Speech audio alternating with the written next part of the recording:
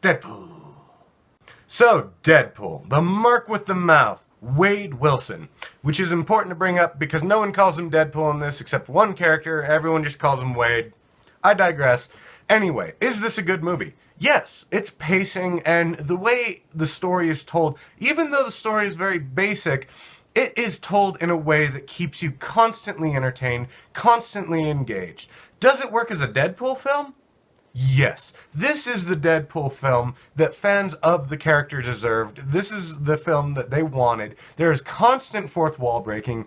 You know, Ryan Reynolds just looking at the camera and saying what you're thinking, saying what he's thinking, references to pop culture, references to Ryan Reynolds himself, you know, little jabs at Fox Studio for various things. There's all that in here. This is a very self-aware film, and it's very funny, and it's very smart. So one thing I want to bring up very early on is that this movie had to be R.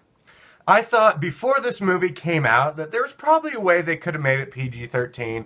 Oh, for the cussing, maybe use beeping. They've done that in movies before, and okay, it could still be funny that way. I mean, for me, I still hear the cuss word whenever there's a beep anyway, because you can fill it in with context clues. But after seeing this movie, if it hadn't been rated R, they would have had to change the script drastically. So much of this movie would have been watered down. It would have been maybe not terrible, but it would not be half the film that it is. There's so much sexual innuendo. There's so many times where Deadpool just doesn't care. And to do that in a way that fits the character, he has to kind of have a little lenience with his mouth. He is the mark with a mouth, and he does cuss in the comic books, and he's not supposed to be a character who's wholesome. You don't want to go take your 3-year-old toddler in this. That being said, the jokes are intelligent. They're lewd, they're crude, but they're smart. There was never a moment in this where I thought the writers were just like, ha-ha, penis, throw it in. No, this is smart, intelligent humor that just happens to be lewd and crude. Another thing I want to point out in this movie is the gore, and that goes with the rating as well. Now, you need gore in this movie because you're dealing with a character who literally can't die.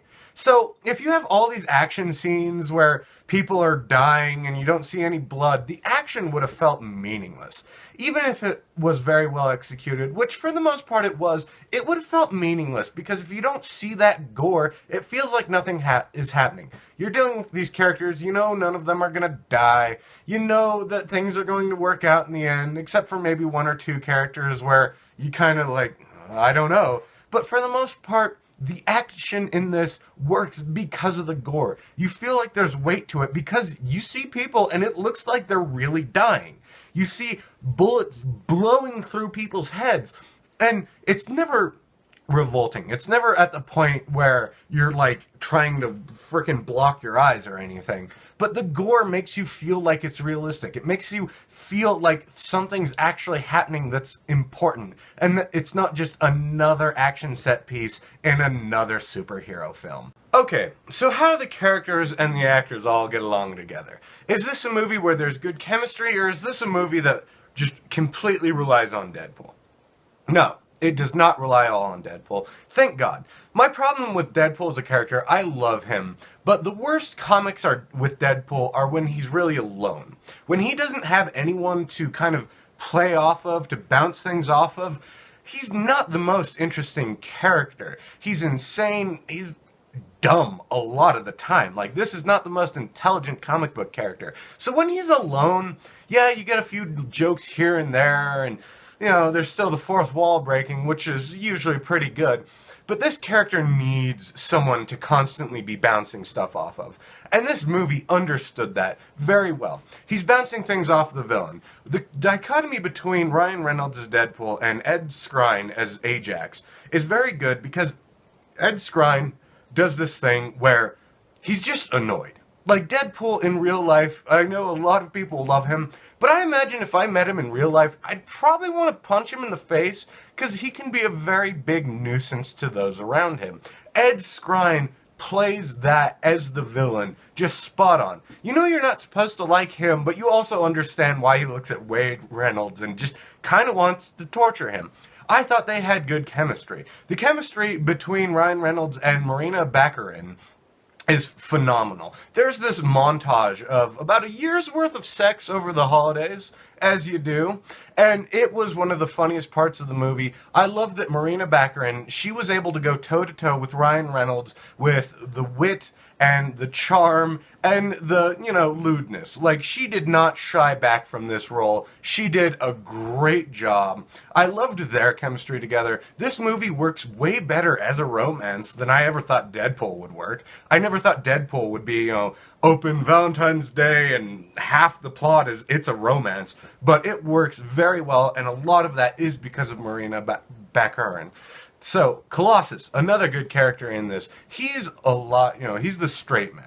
He is the character who wants Deadpool to straighten up, to stop being so insane, because he feels like Deadpool, if he got things together, would be a great addition to the X-Men. Which he would be. Deadpool's a great fighter, and he's invincible. It's a perk. And Colossus is really funny in this because he keeps trying to tell Wade, oh, you gotta straighten up, there's good in you, da-da-da. And all the time Wade's just like, eat a dick, I don't care. And it shows that side of Deadpool that I wanted to see in this movie, where Deadpool's an anti-hero who doesn't really have a lot of care for the opinions of others in most ways. Oh, who else? T.J. Miller was very funny in this. He plays Weasel, who's kind of Deadpool's friend and arms dealer. He runs this bar where all these mercenaries go to for jobs and just to kind of hang out. And I thought his dry sense of humor was very good. It was a very good counterpoint to Wade Wilson, who's more lewd and more wet sense of humor. That makes me feel dirty. But overall, I was very impressed with this cast. I didn't think there was any character or actor who was poorly done or didn't need to be there. This movie is very solid all the way through. So overall, guys, I was very impressed with this movie. I think Deadpool fans will really love this movie. This is the movie that Deadpool fans wanted and deserved. And they nailed it. Ryan Reynolds and Tim Miller, the director, they are very passionate fans of the source material, and you can tell that during the movie. You can tell that people who understood the character and loved him really worked on this together and made something that I don't think any fan of Deadpool is going to dislike this movie. That being said, there are a couple issues I take with this movie. One, the story is very basic. I understand you can't open up with some of the weirder stuff that Deadpool does in the comics because it would just be too strange for a general audience. I understand why they went with such a basic story, which is very similar to Spider-Man 1 and several other different superhero stories. But I was disappointed with that. Also, there is the problem I have with this film that I feel like this is going to be very dated later on. I think in 10 or 15 years, people are going to look back at this movie and feel that it is very dated. Overall, I'm going to go 9 out of 10. I was very impressed with this movie. I was very entertained by this movie. And if you love that lewd, if you love that crude, if you love that gory hyperviolence, you want to see this movie. Trust me. Go see it once. Go see it twice. Go see it 3 times. This was a great movie. I had a great time watching it, and I'm probably going to see it again this weekend. All right, guys, I'm out.